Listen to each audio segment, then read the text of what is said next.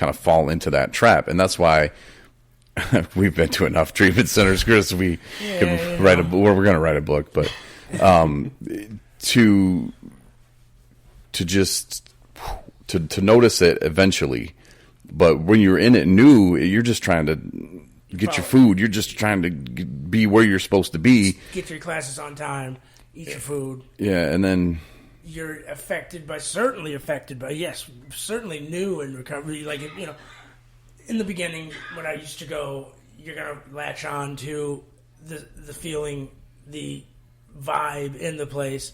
And if you got a bunch of young kids in there that just want to go out and use and get high and drink, whatever, you know, you're gonna latch on that. You're gonna sit there and I was my third trip, whatever the heck trip it was. People caught me sitting by the fire, you know, wrapping a belt around my arm, you know, and that's not going to help anybody. Right. Certainly it wasn't helping me, but, you know, this young lady was like, ouch. You know, there's a word that you say, and I'm affecting her. I'm throwing her off because I'm just sitting there not even using my brain. Well, of course, my brain was starting to come back, but, you know, who does that? I do. I did that. Mm-hmm. You know, I did these things. I did these. So you certainly have to think where that person's coming from, because that person didn't know where I was coming from at that time. They didn't know that I'd just been up for 15 days and was just coming off whatever it was, and I was just coming back to it. But definitely the mood affects. And you're in, you call it the bubble, you call it the fishbowl. You know, you're in an enclosed environment to where you do get up at a certain time, you do go to a place at a certain time, you go to class at a certain time, you're in a set routine, you're in a set schedule, you're stuck around these people that sometimes you don't like, the people you have to get along with. So definitely somebody's going to pay the price if I'm in a mood, especially if I was in a mood. Somebody else is going to pay the price. And you think about that nowadays, you're just like, that's stupid. You're going to throw somebody else off their square because I'm having a bad day. You know, that's terrible. But in that mindset, in that state of mind, like you said, you're not 100% healthy. You're just trying to feel a little bit better. You're mad. You're hurt. You might be scared if it's your first time in a treatment center. You're for real, like, what's going on? Who are these people? That dude looks crazy. Why is that chick staring me down? You know, like, who's that dude? Is he crazy, or just what is his deal? Is he still on drugs? Like, there's so many things that when you first go into a place, you're just like, wow. That's why I'm glad the first time I went to a place in California, that place was nuts. And then I went to just Malibu. No. Yeah. Went to another place, Pine Rest in Grand Rapids, but I was in the Aspen unit, which was straight the mental part. It wasn't the dual diagnosis. So that was like, it was interesting. Mm-hmm. Yeah. Oh, man. There you go. Yeah, it was definitely a little like soft that. on me. Sorry, I was talking to Dylan. Oh, Dylan went soft on you? Yeah, his mic was. Oh. I'm back now, though. So back now with Nighttime Boys. With the Barry White. Oh. No, but Corey alluded to it earlier, and this was what my fourth treatment, and there was something that really did click, and it was strange because you kind of hear about it. You hear people say it, and, you know, once you go to 1, 2, 3 treatment centers, you're trying it, and, you know, it's you've been sober for a period of months, and, you know, things are going great, and then all of a sudden it just falls off. This time around, you know, Corey, you were talking about Chris and how you see this different light in a person. You see their face just have a different glow, whatever it is, and that's a real thing. And I think especially tonight when I got off of work late, I was thinking about, we have a mutual friend that lives not in sober living, and I was thinking about where they lived, and literally in my mind I'm sitting there going, man, it's a pretty cheap place. I could just go there, and, you know, I could just do it, just have a pint each night, and just right. And this was literally going through my head. I was thinking about like we were sitting in the kitchen discussing this, and it was like, I said to Dylan, I was like, there's no way I could do it. Mm-hmm. I'd be gone. I'm being held accountable here. You know, people are looking at me like the walk to the store. Andy pulls up. after I get a text from Dylan because I was in a funk, poor me, Dylan says, you're doing good, you're doing fine. I pass by the bar, I pass by the pub, I get to the store. I'm thinking, maybe I could try and have one. And then Andy pulls up. Need a ride? And I was like, all right, I'm in a good place. Mm-hmm. You're just being held accountable. Yeah, there's no way. I mean, even up in the middle of nowhere, there's no way. I mean, you're gonna. The best part about it is accountability. You gotta be around good, positive people. Back to the topic that we're at: good, positive people. Surrounding yourself with somebody that's gonna call you on your BS. Be like, listen. So you're feeling bad. You're feeling like the world's against you. So what? You're going to go get high over it. You're going to go have a drink over it. You're going to get kicked out of your house. You're going to lose your job. All these things. And, what's important to me today is, being in a safe, stable place. Having a place to be with people that look at me and say, man, you're doing all right. I actually walked into a meeting earlier and, they were handing out chips and coins. Mm-hmm. And they were applauding for somebody, and as I walked in the room, I don't mean to toot my own horn, but these guys saw me, they yelled, "Hey, Chris!" and then they all just start clapping, and I was like, "What the hell's going on? What is going on?" And then they all get up and they give me hugs, and I'm just thinking, they're like, "Man, it's good to see you. It's good to see you're still here." And get the heck out of here. How'd that feel? Oh man, it's I don't like it, but it feels great. Yeah. I don't want to be that center. As much as I like to be the center of attention, as much as I roll around on the floor and throw fits, it's, just people look at me and go, man, I saw you when you came in the third trip and you were crawling on the floor, hiding from the cops that weren't there, and now you're walking into a meeting, your 8th meeting in 4 days, you're coming back to meetings, you're talking about these things that you never would have spoke of.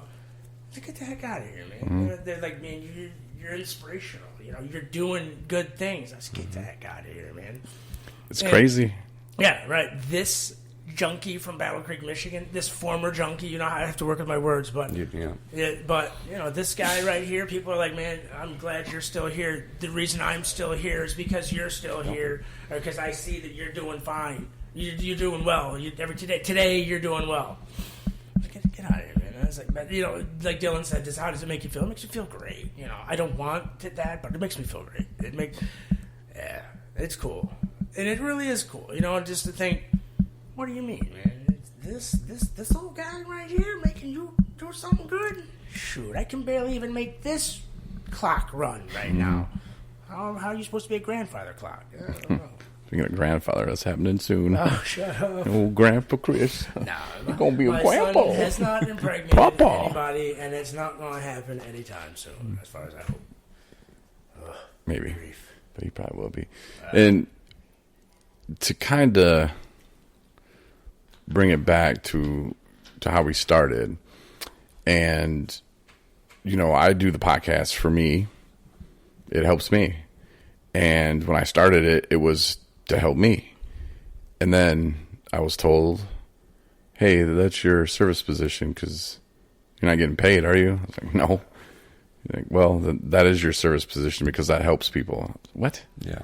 And then, like you said, Chris, people start telling you, oh, you inspire me, like the stuff that you're doing. And, after a month out of treatment, we had the media sponsor for the UFAM rally in Lansing. We were on the Capitol with our tent and our stuff. We were out there, man. People were coming up to us. What are you guys, a radio station? We look, you'll see us when we're set up. Like a referee with a you were whistle. like, damn. And we go to these events in Benton Harbor. We drive down there, man, put up our tent. People are like, damn, what's up? Proud of you. And you realize I am helping people, and right. You don't see it, but you realize it. When you hear, you see the things and you don't realize it, but starting a podcast isn't for everybody, but it's just something, it comes natural to me. I was in radio for 20 years. I could tell that you, Chris, you have that kind of personality. And we're the same where, let me just go do it. I'll feel good about it. Don't say nothing. Right. I don't need your applause. I don't need you to tell me I suck. I don't need you to tell me I'm good. Just go away because I feel uncomfortable when you do that. But we still get that. And I do like it. We like when we're told, hey, good job. I like listen. Yeah, and I do, but I just for the fear of, but what if they're going to say it sucks? And I'm like, I'm good. Don't listen. You know, it's like the laughing face on a post. You know. Mm-hmm. But that's why we do it. And you know, Dylan, I'm glad that you're here, and I'm we'll stoked see Dylan's here. What we can do with this thing. And I don't know, man. I've realized that control is something that I struggle with. I like to control everything. And, you know, by giving Anna a podcast, you know, Krista, her podcast, she's dealing with some stuff still. But, you know, like the more that I can just let go, and college has let me realize too, like, hey, there's people in this class that can design a better logo than me, can design a better bump. Here, so I told the chick in class, or the woman in class, sorry, Mom, that I told the woman in class the other day, hey, here's my logo that we have now. Look at our website. Do some stuff. She's like, okay. It was that easy. You know, and she designed some really cool stuff. So I need to let that go and let other people kind of do, because I can't do it all, man. Sit back and kind of watch, you know, your constituents do things. And that's cool that, you know, being at college and, you know, showing this off. And maybe, you know, a couple of kids in your class or something, or hey, man, there's this thing that's going on, you know, you might have a problem. And, you know, it's word of mouth. Mm-hmm. It's experience, strength, and hope. Yeah. And to have faith in other people, it like I said, it shows the growth in me. Like, I can see it by knowing that, hey, I can trust someone else with this. I don't have to be in control. And then for them, hey, someone's trusting me to do something. Right. And I don't know, it's just a domino effect almost, really. And, you know, by helping myself with this podcast, I'm helping you. I could be helping Dylan, big time, Ryan's family, my mom, your family, Dylan's. I mean, just think of all the people just from me wanting to do a podcast. It's like my mom once and said, you guys agreeing. When you throw a pebble in the water, because my life affected the pebble, those little ripples that go out, that was a bad effect. This is a good ripple. This is a good ripple. It's a positive ripple. I think so. We're not skipping stones anymore. I'm not smoking stones. And we're rich and famous. What was it, Chris? You said something the other day. Oh, it was Corey's cool. Yeah. What else?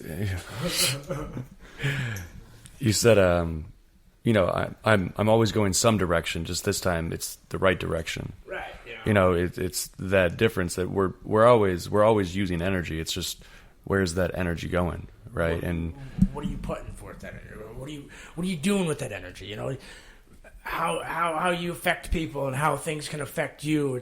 It's all perception. You know, you just know that today is the best place. Today, I'm the best place I could be today.